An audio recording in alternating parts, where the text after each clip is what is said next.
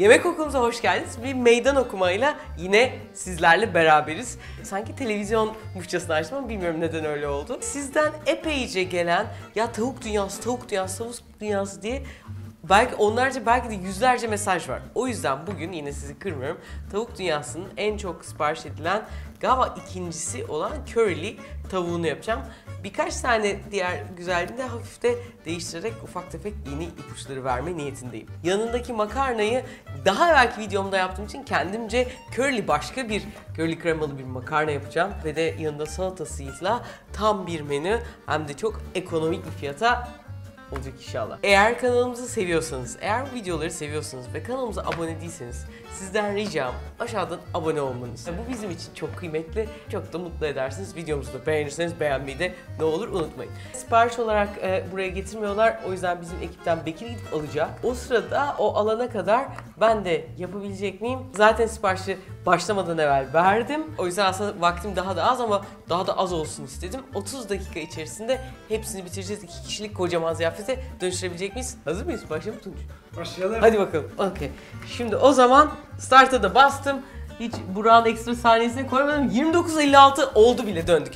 Şimdi ilk başta burada tavuklarım var ve bu işin aslında en uzun tarafı bu tavukları küp küp ve minik minik küplere ayırmak. Şöyle çok da büyük olmayan. Birazcık vakit alacak. Her bir küpün boyutu iri tavla zarı gibi.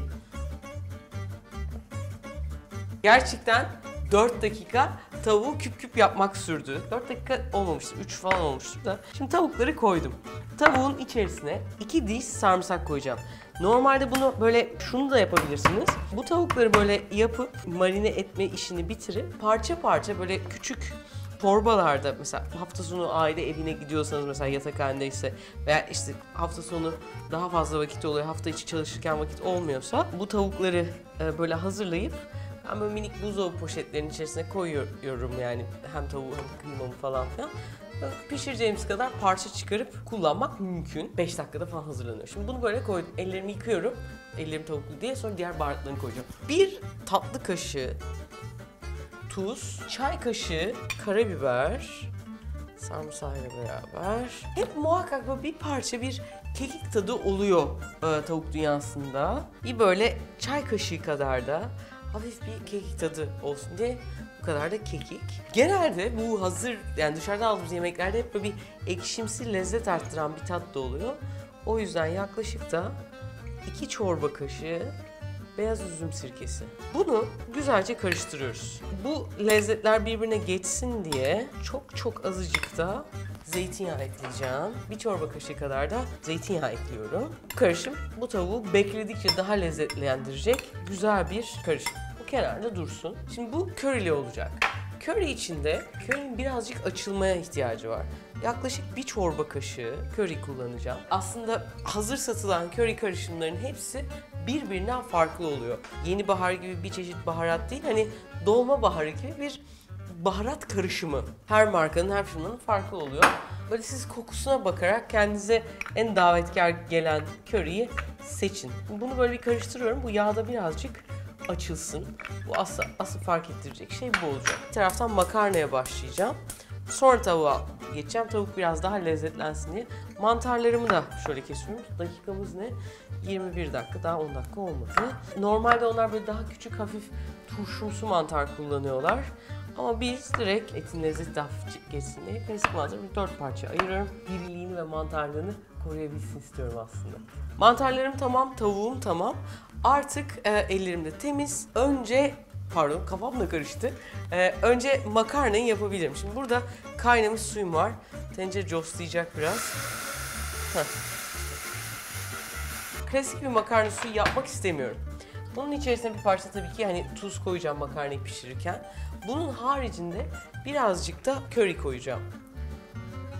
Dediğim gibi klasik, eğer siz tavuk dünyasının makarna seviyorsanız ona şuradaki videoda ulaşabilirsiniz. Onun böyle zerdeçallı böyle bir suyu var. O da o şekilde pişebilir. Bunun haricinde birazcık da sarımsak, yani makarnada hafif bir sarımsak tadı da olsun istiyorum. Onun için de şöyle 1 diş sarımsak daha alıyorum. Şöyle. Onu da suya ortadan 2'ye bölerek atıyorum. Bu böyle daha lezzetli bir su oldu. Makarnayı direkt bu suyun içerisine koyacağım. 1, 2, 3, 4, 5. Benim avucumla 5 avuç, yaklaşık 200 gram, yani 2 porsiyon için 200 gram makarna var. Bunlar böyle yaklaşık 10 dakikada gayet lezzetli olacak. Tekrar tavuğuma geçebilirim. Ocağımın altını açıyorum. Birazcık, çok fazla değil, dedemin deyimiyle tavanın poposunu yağlayana kadar sadece böyle ince bir, hani yapışmasını engelleyecek bir tabaka oluştursak yetiyor. Bu tavaların altı kalın ya, ilk baştaki o 0-100 kilometresi yavaş oluyor. Ondan sonra çok harlanıyor. İlk ısınmasını birazcık beklemek, sonra tavanın altını kısmak gerekiyor. Evet. Burada tavanın boyutu önemli. Bundan daha küçük bir tavada ben bu tavuğu yapsam tavuk haşlanmaya başlayacak. O yüzden şöyle geniş bir şekilde yayıyorum. Mantarları hemen koymuyorum. Çünkü mantarla beraber içi olursa tavuk çok fazla tava kalabalık olacak ve mantarlar da kendi sularını bu sefer bırakacaklar. Ve o mantar kendi suyunu bıraktığı zaman haşlama bir mantara dönüşüyor. Onu da hiçbirimiz sevmiyoruz. O yüzden bir tarafları tavukları mühürlensin. Ondan sonra hemen mantarları atacağım. Çok güzel kokmaya başladı. Mantarları da atıyorum.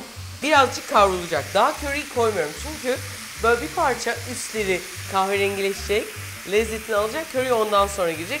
Makarna başlanır. Ben biraz buraları toplayacağım. Salatamı da hallettim ve galiba bu işi 20 dakikada becerebileceğim. Orijinal tarifte Akdeniz yeşilliği var. Ona uyalım dedik. Ve onun salata sosu. Salata sosu aslında şöyle. 3 birim zeytinyağı. Diyelim bu kadar. 1 birim sirke ve de tuz. Azıcık acı biber de istiyorum. Salatası bir acı olsun. Şöyle. Ve bunu güzelce karıştıracağım. Ya böyle güzelce karışıp böyle homojen bir hal aldığındaki lezzeti ikisinin karışmamış halindeki, yani ayrı ayrı dökülmüş halinden daha bile lezzetli oluyor. Böyle çirkin bir şey yapıyor gibi oluyor ama bunun içindeki artık zeytinyağı, daha doğrusu bütün yağlar çok kıymetli. O yüzden hiç ziyanı olmasın. Ve bütün her tanenin iyice bundan nasibini aldığını ve emin olmak için en güzel karıştırma yöntemi de el. Salatam da tamam. Ellerimizi yıkadık. Geri geldim. Ve şimdi tam zamanı geldi. Makarnalarımı da şöyle bir karıştırıyorum. Güzelce bir tarafları kahverengileşmeye başladı. İşte şimdi artık köriyi atma zamanı. Şöyle döküyorum. Eğer önce köriyi dökseydik, ki öyle de denedim bu arada. Köri hafif yanıyor. Bir iki damla makarna suyundan makarna da attım hatta. İyice alıyorum. Bir parça daha makarnanın suyundan şöyle ekliyorum. Ve de son olarak kremasını ekledim mi bu işler neredeyse tamam. Şöyle karıştırıyorum. Artık altını kapatabilirim. Bence bu 2 porsiyondan fazla oldu. Bol bereketli olmuş olabilir. Makarnam da hazır. 21 dakikada hepsi hazır. Şimdi hepsini tabaklayabilirim.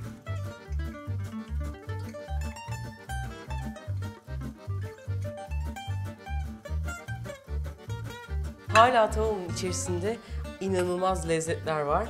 Makarnaları da direkt yan tarafa alıyorum. Makarnadan kalan az bir körili su var.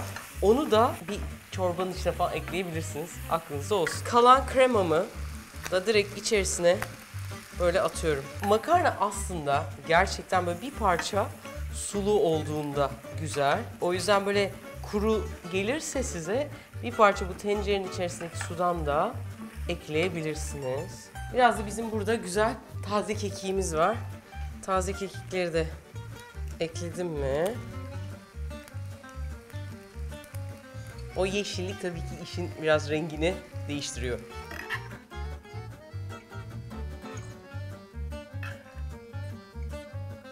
Salatamızı sığdıramayacağız galiba. Makarnamız çok bereketli çıktı. Şöyle daha bir bu kadar daha var. Salatasını da böyle eklediğimiz zaman her bir tabağın maliyeti 10 lira oldu. 10.40 galiba. Her şey birazcık zamlanmış. Bir evvelki videomuza göre fiyat fark etti. Ama alış fiyatımız da, yani siparişteki fiyatımız da biraz artmış. Sanırım 24 liraya geliyor. Yani 10 lira, 24 lira.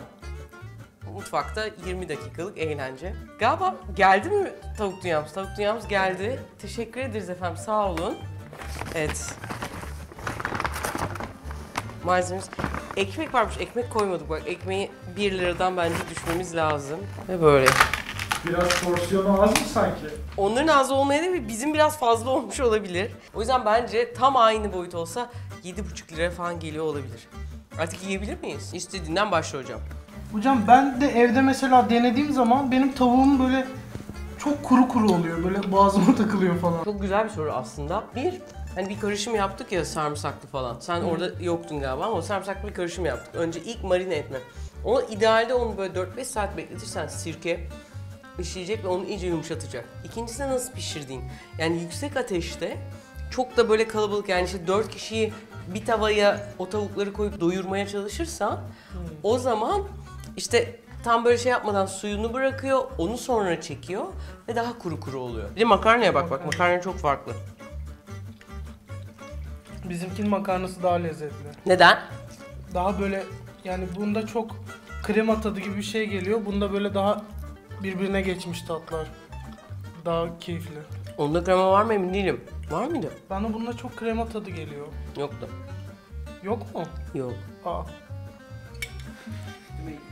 Hangisi daha güzel? Çok yakınlar tatları ama bu daha lezzetli bence. Neden? Sen yaptığın için.